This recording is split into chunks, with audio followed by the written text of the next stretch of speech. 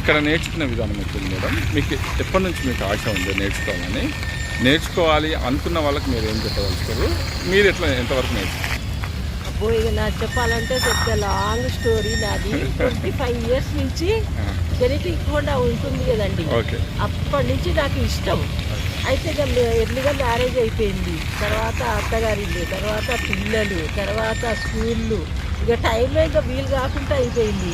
పిల్లలు ఇంట్లో ఫ్యామిలీ వాళ్ళు ఎవరైనా హస్బెండ్ బ్రదర్స్ నేర్పిమంటే ఎవరు బిజీ వాళ్ళే. అయితే మా అపార్ట్మెంట్లో మేము కొత్తపేటలో ఉంటామండి. అది కూడా ఇది మాకు తెలిసి కూడా 5 years అవుతుంది. అయితే ఎన్నిసార్లు రావాలి రావాలి అనుకుంటున్నాం, మా ఫ్రెండ్స్ అందరు నేర్చుకున్నారు. కానీ ఇంకా నేను ఇంకో ఫ్రెండ్ ఉన్నారు. అయితే ఇద్దరం నేర్చుకుందాం అనుకుంటున్నాం, నేర్చుకోలేవు.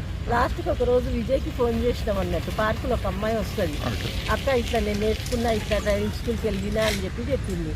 అయితే నెంబర్ ఇయ్యి అంటే నెంబర్